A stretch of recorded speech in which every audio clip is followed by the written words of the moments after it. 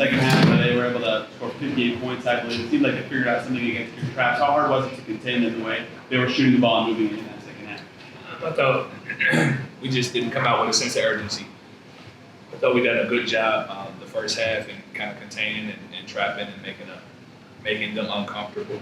But at the same time, it was very difficult for us to keep that up in the second half. How tough is it to contain someone like Han, who is just that tall, can space it out, and really transform their role? Well, very difficult, very difficult. We had a different mindset going into the game. We didn't think that she would be such a presence, but she ended up being something that we really had to deal with. What do you think of Lexi Hall's stint in the first half? She gave you guys a nice bucket, some good defense. How did you feel like she kind of gave you guys some juice in that first quarter? I really felt she did. She was very good in different spurts, and we wanted to make sure that she got a little taste of that because she's very good on the ball, and I was happy to see a bucket fall for her. You may want to speak to Emily after the game. How's she doing? I know she had a rib injury during that game. I have not spoken to her yet. She was kind of cuddling it when we were in the locker room, but I haven't really got the last diagnosis. On Emily, it felt like she had a real two-way impact before her injury. How much did you miss her down the stretch as the lead fiddled away? Emily's a great player. We really missed her presence because she's active around the rim. She can guard a lot of different positions, and she just brings a lot of tenacity to our team. So we definitely missed her defensively. We've talked about these third quarter struggles you guys have had time and time again. What do you feel like is the issue behind those? I think it's a lack of focus at times. I think sometimes it's matching the intensity of the other team.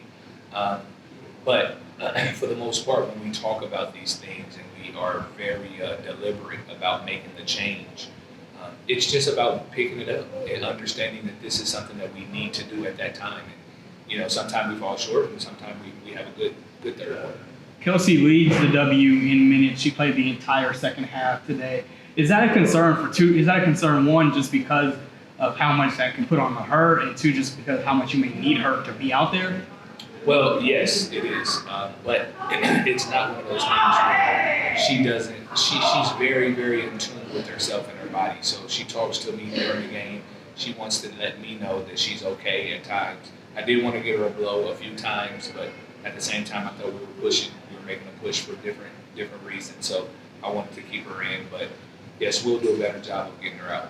Early in the season, three-point shooting was a real positive year as you guys were near the top of the league percentage-wise, but last 4 or 5 games, you guys really struggled from beyond. Do you think it's just a luck sort of thing, or is it more the shots you're getting aren't as good? I think there's a mixture of both, to be honest. We've put in some new things, some things that were not necessarily picked up quickly. So we're kind of stagnant on the offensive end, but we'll get it right. Also, what went into the plan for defending INSQ and how effective do you think it was? We just wanted, again, to make her uncomfortable. We wanted to make her at the point of her screens and point of her attack. Just in a situation where she felt us defensively and we made her uncomfortable. So that was one of our biggest focuses this week. And we wanted to try to make sure that she was just not able to walk into a lot of her stuff. So I thought we did a pretty good job of that, but at the same time, you can't let other players kind of take off. What was Natasha Howard doing that made her so effective? Well, I thought Natasha's a very good veteran, and she understands angles. She understands how to kind of match up against smaller players, younger players. So she was very effective because of just her experience alone. So she learned and understood how to make moves against younger players. New York had 31 assists on their 38 field goals. How difficult is it to guard that sort of ball movement, especially that they got going in the second half? Well, I think that was very good. Again, well-coached team, and they were able to move the ball against a younger group. I think our rotations could have been a lot tighter, a lot smoother. So that was just a very good job by New York. So we'll go back, we'll look at the film, and we'll get better at it. And Kelsey, Yeah, well, Kelsey, when you're getting trapped as often as you have this season, how does that change the way you approach offense or think about what you need to do on a given possession? I think a lot of film goes into it. On top of film, I think for me it's just about being able to make reads for the game.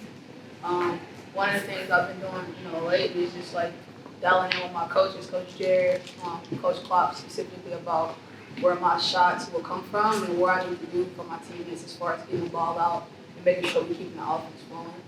You feel like you're getting trapped more this season than any time before in your career? I won't lie to you, it's been crazy, but I've embraced it. I've welcomed it. I think I've done a decent job as far as like being able to understand and stay as poised as possible. I mean, obviously sometimes I make bonehead mistakes, but I think I've done a decent job of making sure the ball is getting out where I want.